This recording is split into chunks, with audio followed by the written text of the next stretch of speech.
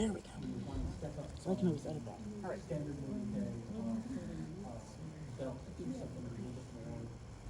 If I'm taking notes, will that No. how I adjust? I will come back. Oh no. It's not a criticism. It's how my brain Appreciate it. I'm clearly there. John, the other one. That's gonna go everywhere. I live in the barony of Dragon's Nest, which is near Portland. And my laurels at the moment are Mistress Elfkifi and Mistress Eulalia. I was also apprenticed to, I'm actually a Eulalia student. I was also apprenticed to Master Sven, who's now passed away. But that's okay. My project, in all of this crazy that you will be judging, is my object, my interpretation of Sion Relic number 269. And I'll get to what that number means in a second. In your documentation, I do want to note, you have a Cliff Notes version in the front pocket, as well as my pocket documentation that I made for a tiny talk I haven't gotten to do. Okay. And the tabs with numbers will be how you reference your appendices, because more than half of it is appendices, and I'm sorry, hashtag not sorry for that. Because there are reasons that I have done a lot of crazy research. So the source documentation that I have for this bag and other bags is Mitte Larter Textilien und Kirchen und Klostern der Schweiz by Birgitta Schmedding in 1978. And she refers to these as the Sion Relic bags, numbers 269 through 272.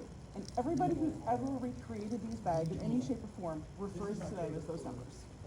So I'm referring to this bag as number 269 because that is what the source book, that all our information about these bags, does it as. I call them relic bags as a whole. We don't necessarily know that they had relics stored in them, but that's what they're colloquially called. I have some future plans about that.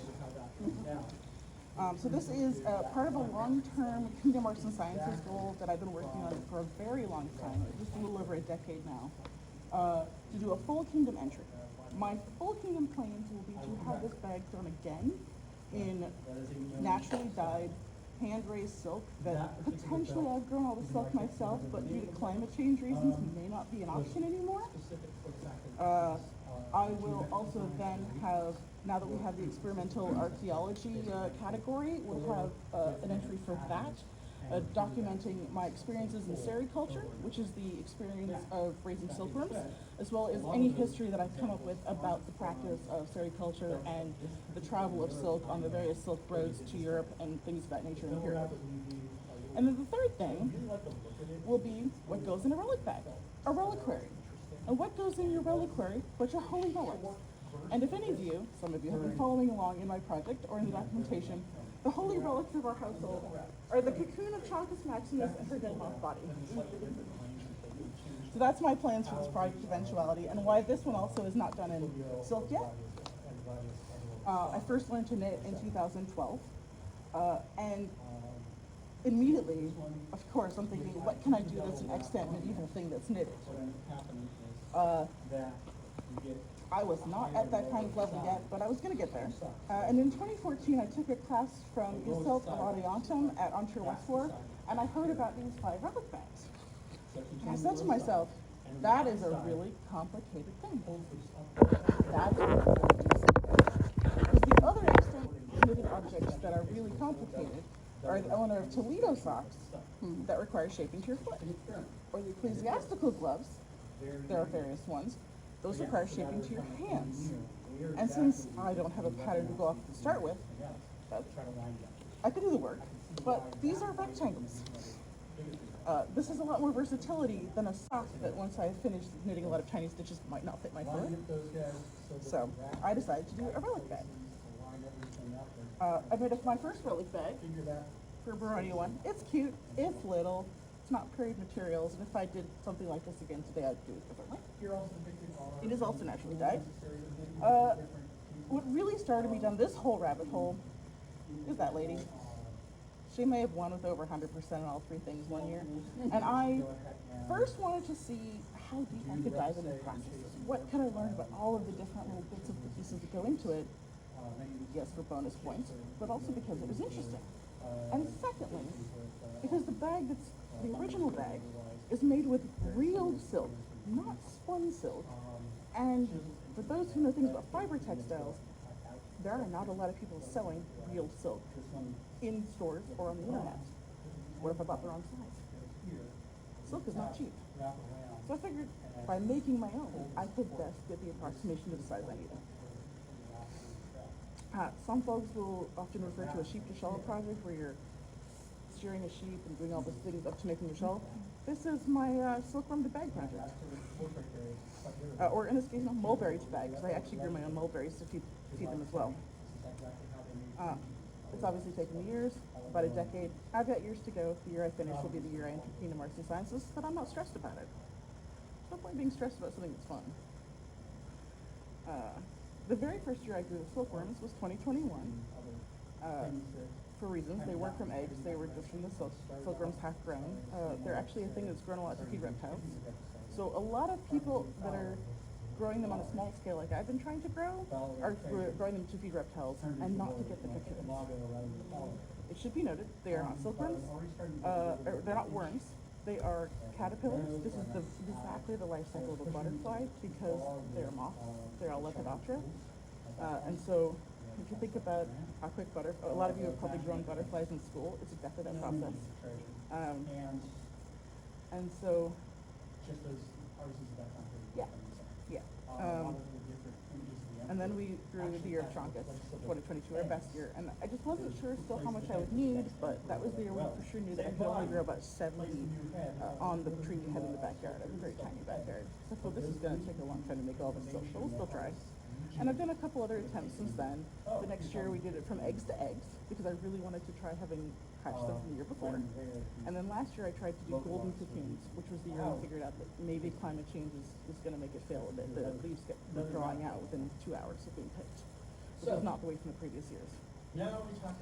I've done several other entries leading up to this. I've entered and just talked about the cocoons occasionally. I've entered the bag itself in various stages. It's just more things to get me to do the final research before that kingdom level so that I'm not all doing it all at once. I had initially planned on doing bag number 272, which is down here where this passes around.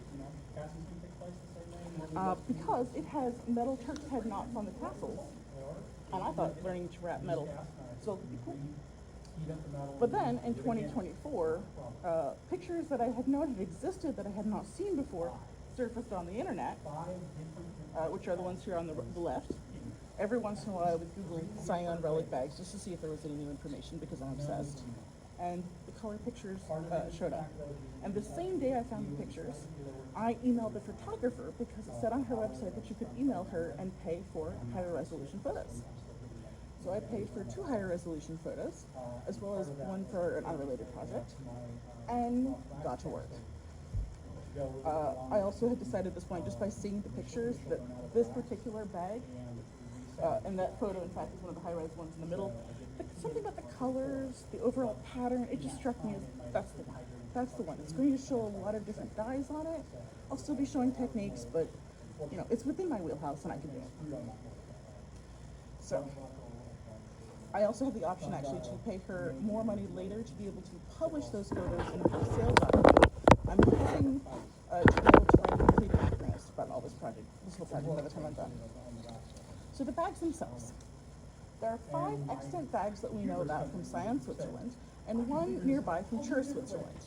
I won't be discussing those today, that bag particularly today, but it is often mentioned in the literature and by people who've recreated the other bags because it is of a similar construction and look and materials.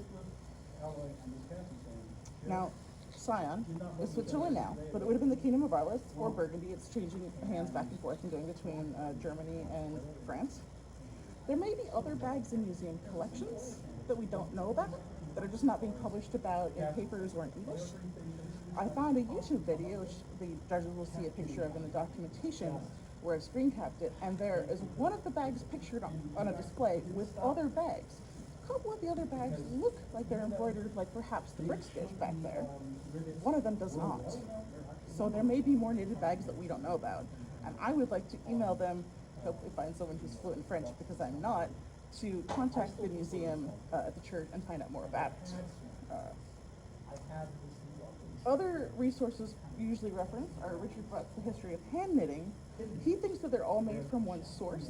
Due to differences in gauge, I believe they're different knitters, but they would have come from the same factory, same like little cottage factory, and were definitely made from the same silk.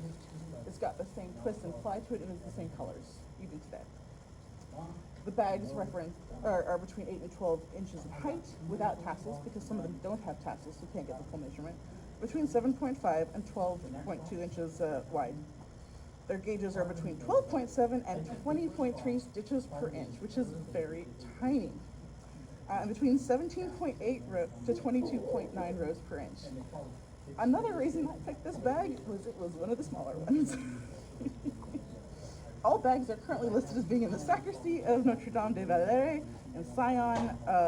This particular bag was found in 1902 in Valeria, which is just the name of the canton. And I'm kind of interested to know if anyone has any more details about where exactly it was found, whether it was in one church or the other. There are 2 churches there, and it's just a little nebulous about that information.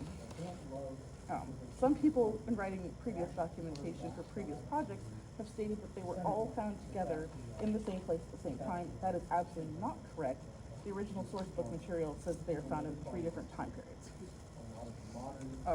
This particular bag was 9.1 inches in height originally, and with tassel length that's 15.4 inches, and it was 7.7 inches wide. Mine is a little bit bigger. It came out a bit over 8, which means that my gauge is incorrect. I'll get into that in a second. The original one would have been knitted on double point needles, or DPNs. Here's an example here. These are some that I use for my test swatches. The extant ones found are drawn out wire of some sort of copper alloy, either brass or bronze. I'm not entirely sure on the exact size. 3 zeros might be a great size. I don't like knitting on double points, so we didn't do that. I actually used similar size circular. I did try starting with double points. There was too much thread tangling. If I wanted to finish it all and also not murder the person I lived with that I love dearly, we were going to do that, so I had to make a few concessions. The other reason I had to make a few concessions is the average medieval woman, not my height. The average medieval woman doesn't have a hand size like mine. They've got smaller hands. It's easier to knit tiny. So, and I also didn't learn at the age of whatever. So, yes. Why are you assuming that it was made by a woman? I'm not, although. But men would have bigger Yes, hands. yes. That said, I do sometimes find tiny knitting challenging because of my hand size. You know, I'm quite dexterous, but a lot of people with larger hand sizes. Yes. And that is true. Guilds at the time would have been run by men, but it would have been men and women knitting it, and we don't know who knit it. We can't know for sure. So. Apparently the Madonna did it. Yes, yes. There are, as I've said, several extant knitted objects that we know about. The Eleanor of Toledo socks, there's some pillows, the ecclesiastical gloves, and we also know from various paintings, including this knitting Madonna, that knitting is in period. I do want to point out, the person painting it may have seen it, did not know the construction of knitting. They've got loops outside the rectangle of needles. Not a workable way of doing it. Yarn on the original bag is S spun and Z plied. No, got that backwards. Z spun and S plied. And that just refers to the way the fibers are twisting. And even though it's not spun silk, the reeled silk, one long strand off a cocoon, is still twisted, and then you ply multiple together to get more. That's another reason I wanted to kind of make my own, is to make sure I got those details accurate when recreating it. The silk likely came from somewhere in Europe. I still have to do a lot more research about that. I've got a few books about the silk industry in the medieval ages. No, I haven't read them all yet. We'll get in there. But due to the fragmentation of the Mongol Empire in 1344, it could have been from Asia, but it could have been from Europe. It's a bit hard to tell at that point. And also, the bag being the 14th century, they can't really date it, you know, to a certain part of that. So either or. Now, the raising of silkworms had been occurring in Italy since the 12th century, so that's a good source there. Real silk, as I mentioned, is one long strand of silk processed from unraveling a cocoon, or in this case, we do multiple cocoons at a time. And they would put it in a pot of hot boiling water, found at the end, and you find all the ends together, and you just put it through an apparatus, and you wind it on a reel, hence why they call it reeling. There are various ways of doing that. The way I plan on doing it is I've got a crock pot, I built a frame, I'm going to build another frame with roller bars, and then wind it onto this machine here. Silk production in Japan, you've got what's called a zakuri, and this is an interchangeable bobbin from it. They're expensive. I can't afford that yet. So I've been trying to figure out how to make my own. This is a tool that they use in Laos and Vietnam right now. Where there's a little hole, it's on a hot water bottle, and there you go. I've done some research on how this silk thread is made, though I have not made it yet. The original colors of the bag are white, tan, red, light green, blue, and purple. The tan may have been yellow. All the yellows, even the best one did as well, still favor faster than the other colors do. Recreate this as the colors that they were using at the time, not the colors that they are now. I speculate, though I have no proof, of course, because in order to do any chemical analysis, you have to destroy parts of the original. That the red would have been madder, the yellow would have been well, the blue would have been woad, sourced from somewhere in Europe. Well-woad combination. Although at that point, it had some indigo and English. Now the purple could be a woad and madder combination. It is unlikely that it was Murex because the Murex production stops in the Mediterranean after the fall of Constantinople. If you're interested on that, I have a 42-page paper on my blog from my last human interview. You could get kermes, which comes from a beetle. This costs $50, y'all. That is not feasible for my project. However, cochineal in the New World, which would have been used then, is a perfectly appropriate substitute. If you're really interested in Tyrion, also we've got some samples that I did not die, but they're really cool. So, and there's a wood ball. So there's the dye part of it. Knitting, period. The hometail cast-on method is used, but as far as I can tell from my research, that is the exact same method result as long-tail cast-on that we use today. So like a bag. The bag was knitted top-down using color. You can tell that actually from the beads in the pictures. A lot of people would see it as a different one, but I can tell it's something that are not identified. I was starting to wonder how they finish it. Did they wind it all off and then they sew it? Did they some other cast off that I wasn't familiar with? And a friend of mine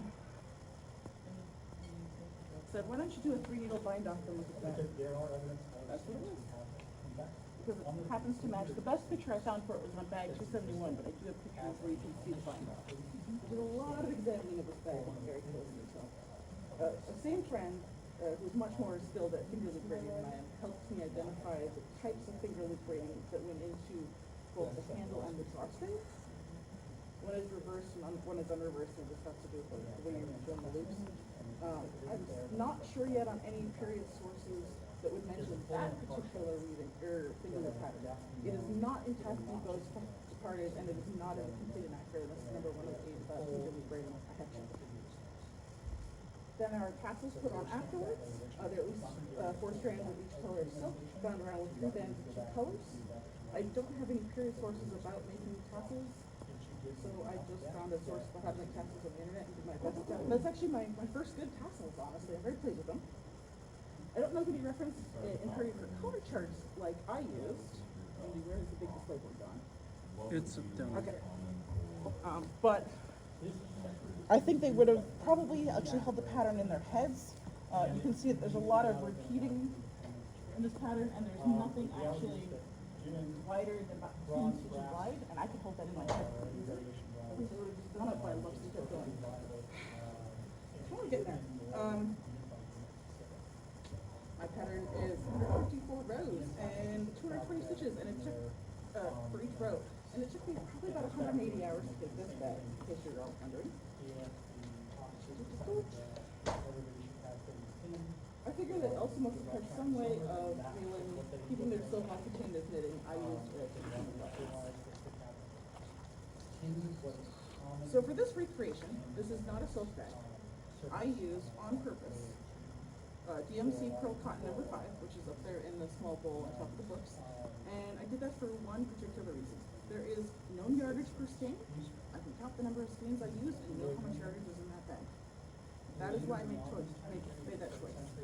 But I have chosen my colors based on what I think period colors are. With the exception of the red, I would have gone actually a little darker when I bought my threads with my blues. That was the only red they had, and I didn't know the embroidery store in town for a lot more.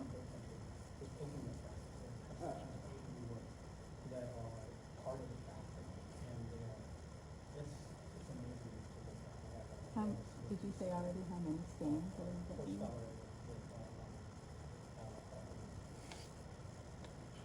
No, I didn't yet. 3 red, so 75 meters. 100 meters of yellow, 100 meters of green, 125 meters of blue, 100 meters of purple, and 75 meters of white. Is that more or less than you anticipated it would be? I have no idea. I wasn't going to make any math. All I know is that they say a lot of cocoons go into a kilogram of silk, and I was hoping I was going to eat a kilogram. So, I finished the first third of it in time to enter a local competition for the next door Shire. I happened to win that. Finished. One was done for the Baron of Dragons Champions event. I was happy to win. Mostly because I set myself, not necessarily just set deadlines of I've got to get this done by this date, because that is how I like to get things done to actually get them. Closing thoughts. Oh, and actually, in order to keep my tension so nice, not a period tool, but I've got this little plastic ring, which is really great for holding your yarn. I love it. Highly recommend. They come in 2 sizes. This is the bigger one. I also needed, because to keep myself on track, tiny stitch markers. I use little jump. This was both technically easier than I thought, and also quite cheap. 3 rows a day doesn't sound like very much, but the cost of spending over an hour on a row, it is. And you're doing it twice, back and forth, right?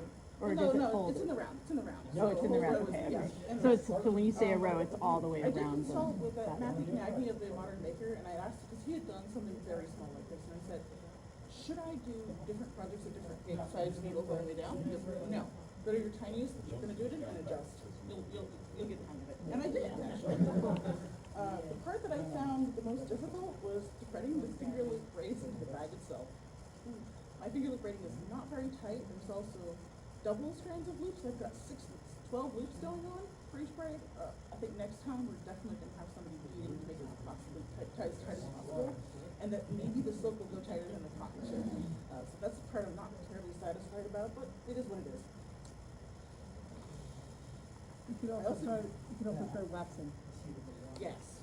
I definitely used some modern crochet hooks to get things where they were supposed to be. As I said, I'm very pleased with my tassels. You will note that they don't actually match the tassels in the original. I got in the Zen mode of just making tassels and didn't pay attention to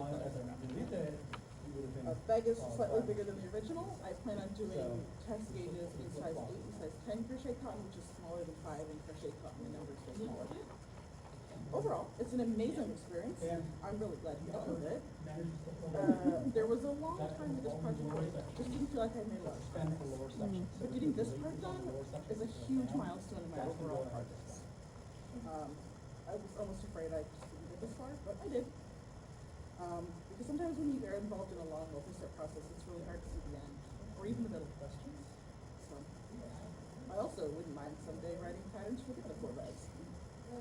Things that I would like to do, again, those the gauge swatches of more sizes, using size 3, 0, 4, 0, and 5, 0, because hopefully we can make our own knitting needles actually. At one session I draw out wire and help me make knitting needles in size 0, and I'd really love to make my own knitting needles for this project. Finishing the tool for reeling the silk itself, actually reeling the silk. I haven't done that yet, but there are steps and processes that go into that. And as they say, your table's not sometimes a table. So I had to clean off my table. So I definitely need to raise more silk runs. I can only do 50 to 70 at a time. And as I've said, some years it just doesn't happen. I need to make color swatches for on silk for the different colors I plan on using. Silk itself will take up 4 times the amount of dye stuffs that wool does. So very important to know exactly what shade I want before I use the precious handmade stuff. And practice the finger braiding. Searching for more historical sources on tassel making, which is also known as passementary. We're researching the history of sericulture in various places, how it traveled to Europe, the silk trade in general, just anything I can find about silk. Obsessed with silk, I'm obsessed with silk. That's the thing. I'd like to contact somebody at Sion and find out more about the bags in the YouTube video and screen any information that I can. I've been scouring their website, but there's nothing. I would like to find out if they're currently in the same place or other places around town. There's probably also more things I even haven't thought about yet. And that's it. Any questions, y'all? Yes. Other than the Schmedding source, what would you consider your top 3 resources listed in your? That is a loaded question. Referring to bags, dyes, other things, everything. What did you find the most informative? If someone was following in your footsteps. If they're going on the full deep dive, I have various sources of dye books. In fact, I have 105 dye books at home. That is also a separate document you can download on my blog. And one of my favorites is A Heritage of Color by Denny Dean. It's all about medieval dyes. And in terms of the silk processing itself, while it is absolutely modern, a very go-to book for me has been Silk Weavers of Hill Tribes in Laos. Because my friend Marin has actually gone, and she has seen them reeling silk into baskets, as you'll see on the page here, and has a lot of first-hand experience with all the processes that I'm trying to recreate. She's been an invaluable resource. I've also seen videos on her computer of people there reeling silk. I've also recently found out that the Chinese app Red Note, which is similar to our TikTok, has a lot of silk reeling videos in Chinese and maybe other languages. I don't know. That's a deep dive I've got to do. I want to say, the third source would be the Schmedding. The History of Hand Knitting by Richard Rutt does go into the bags, but he has black and white charts that are based on the black and white images. It's an okay starter way, but they're not correct.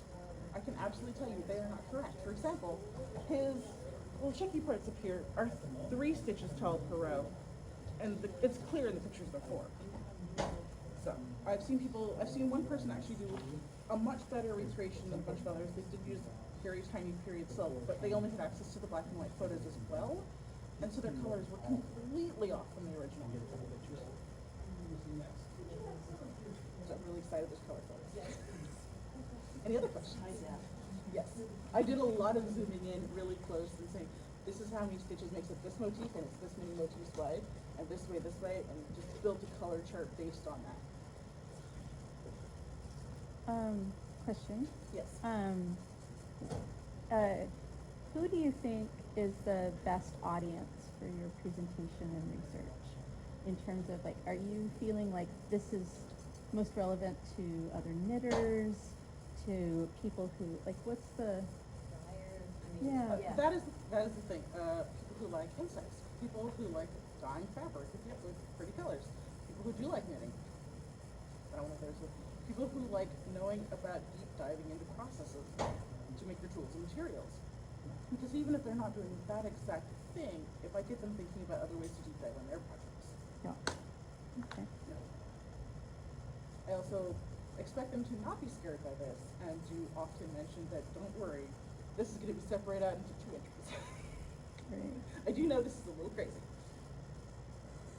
It should be noted that mundanely I have a master's in botany, and I never did get into the field, and I like writing research papers for fun. Yeah. So, this has not been a chore. This has actually been quite a labor of love, and just the more I learn, actually in the essay in general, the more that I learn, the more I want to learn. Yeah. So is there a reason that you made your bag in cotton as opposed to purchasing silk? Because the cotton comes in, it was cheaper to start with, and I wanted to do a test knit in something that wasn't going to be super expensive, although the amount of times I had to keep going back and buying skeins, this is getting a little out of hand, maybe I shouldn't have done this. And I also actually wanted to have something more hard-wearing. I do plan to replace the top strap with one that's longer so that I can wear it messenger bag style and then line the interior with fabric so that I can just carry around my personal and actually use it.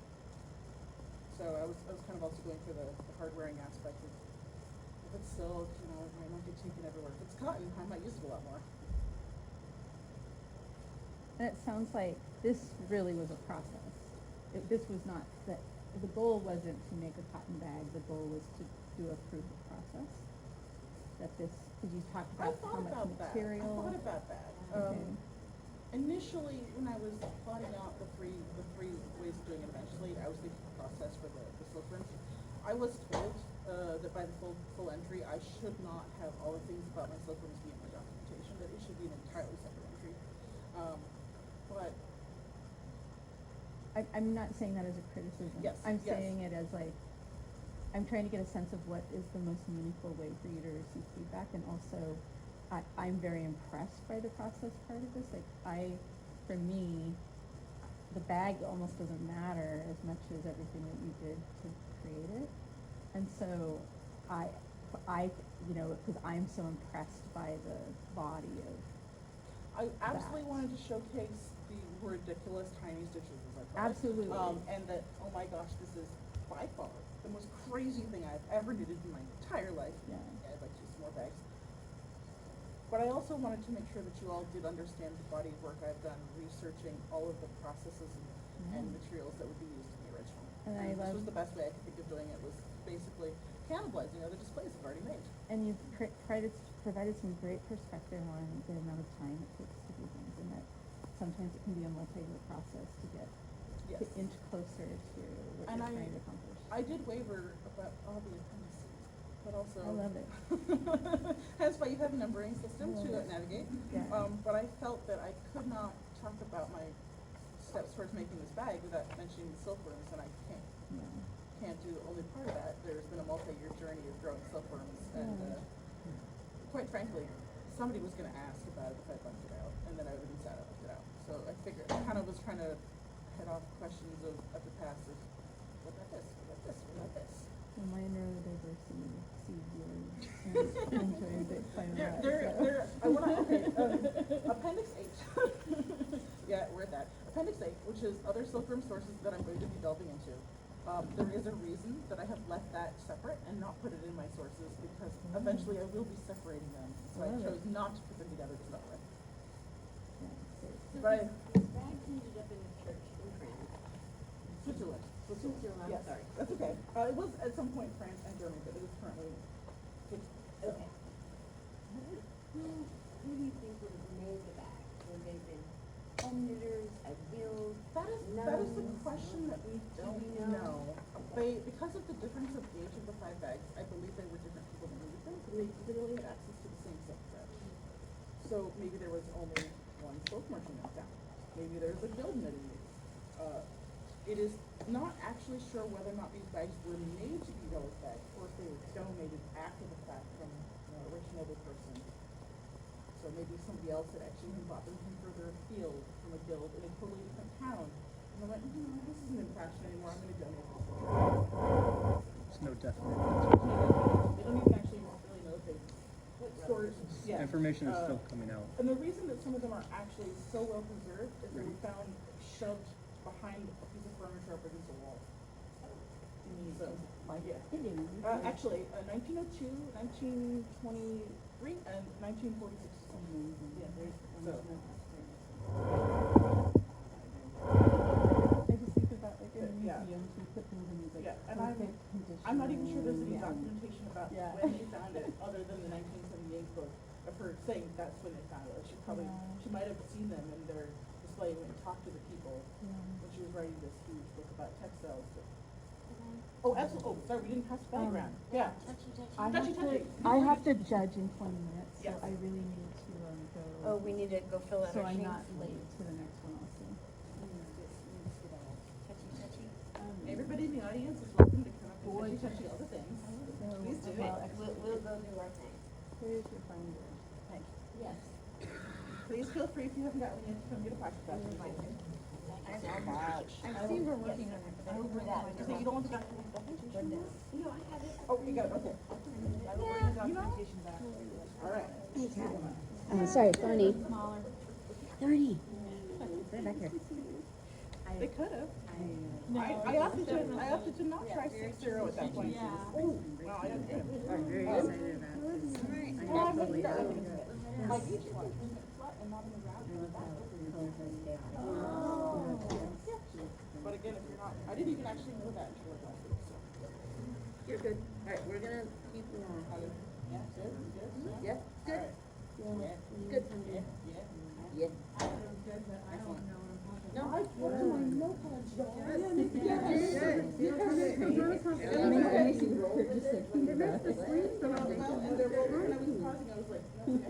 They're not. I'm working on the lace weight wool. I'm working, yeah, the sleeves from the two to three. Because I know my biggest They're completely chunky compared to that. I think it's a bronial one at some point. I was like, yeah, it's Off.